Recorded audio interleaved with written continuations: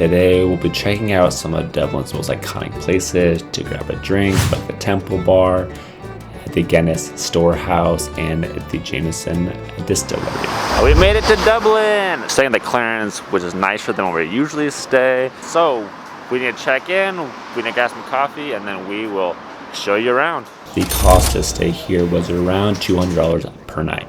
And next to the Clarence is a coffee shop called Dime. We went there and it was great. The Clarence is a 4-star hotel that sits along the River Liffey.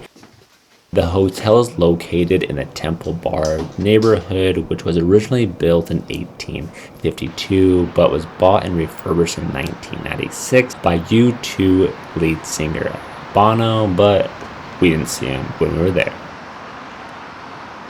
We're going to make our first stop on this tour, and we went over to the Guinness Store. We left the Temple Bar area, which was about a 20-minute walk to get there, which we didn't mind because you're able to see cool things like the Christ Church Cathedral, like you see here, which was built in 1028 by a Viking king. You are able to check it out and go inside, but we didn't have time right now.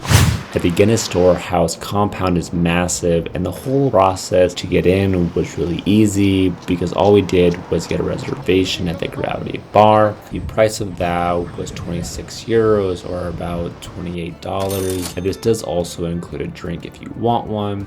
The storehouse covers 7 floors surrounding a glass atrium shaped in the form of a pint of Guinness. The ground floor introduces the beer's 4 ingredients: water, barley, hops, and yeast, and the brewer's founder, which is Arthur Guinness.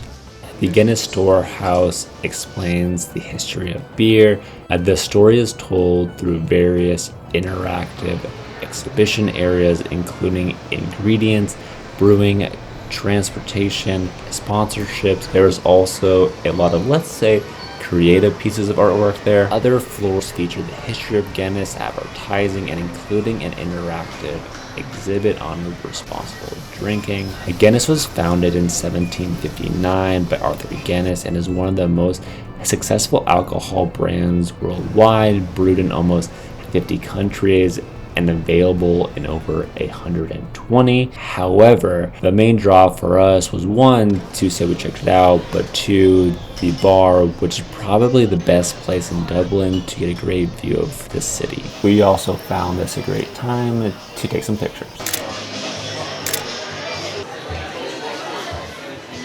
like a milkshake. But not a bad place to sit and relax. Even if you're not a beer drinker or a Guinness drinker, we found the experience to be enjoyable. But that is enough of the Guinness Storehouse. Let's go on to the next stop. This is just one of the cool architectural buildings you can see when you're walking around Dublin. Another iconic beverage to drink while in Ireland is a Jameson whiskey. A Jameson was introduced in 1780 and is a blended whiskey. We do enjoy a fancy cocktail or two and decided to take a cocktail making class while we were there. We didn't need much more than that because we already did some Scotch tastings while we were in Scotland, and if you want to see that, that's linked up above.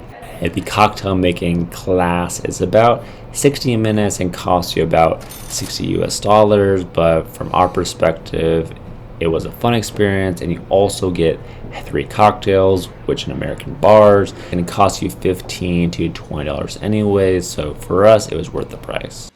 When you get into the little area, you will have a glass of whiskey waiting for you while the instructor begins to make the Jameson punch. The process was amazing and gave us some recipes to use at home. While in the class, you'll learn how to make a whiskey sour and old-fashioned and what could be your new favorite cocktail, the Jameson punch. What was cool about the experience was you did have a cocktail master there to walk you through the process and provide you with any help that you may need, but you also got to practice it on your own, so you're more likely to take the skills home with you.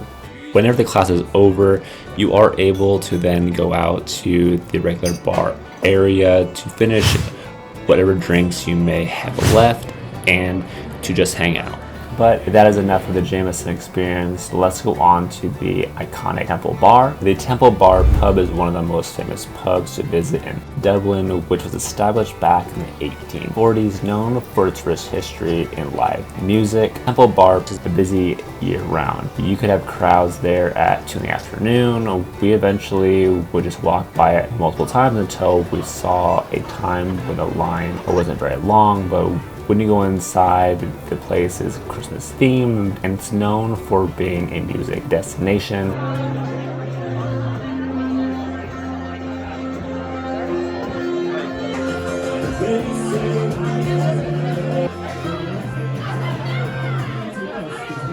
You will see several different kinds of places which all claim to be the Temple Bar, but this is the real one and you'll be able to figure that out with a long line.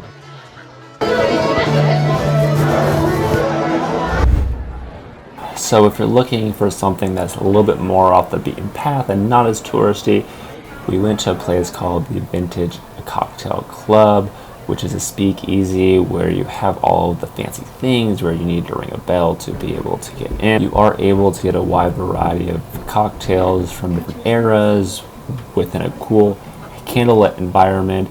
You are able to get food there as well, which is not something that we did, but you can. As I mentioned earlier, we do enjoy a fancy cocktail or two, so this is a place that we would recommend. Vintage Cocktail Club has also won a variety of awards, as you see here, and if you are concerned about us, no, we did not go to all these places in one day. We did break them up. We didn't spend the whole day going back to back to back to these locations. We did also check out the bar at our hotel, which had a nice look to it, but the drinks weren't as good as the Vintage Cocktail Club, but that's to be expected. There is more to do in Dublin than drink, and we will highlight that with our next video when we talk about going to parks, the Cliffs Mayor, different restaurants, and other things you can do around the city, which are just as iconic, but I wanted to put all of alcohol-based drinks in one video. But I will see you guys in the next video.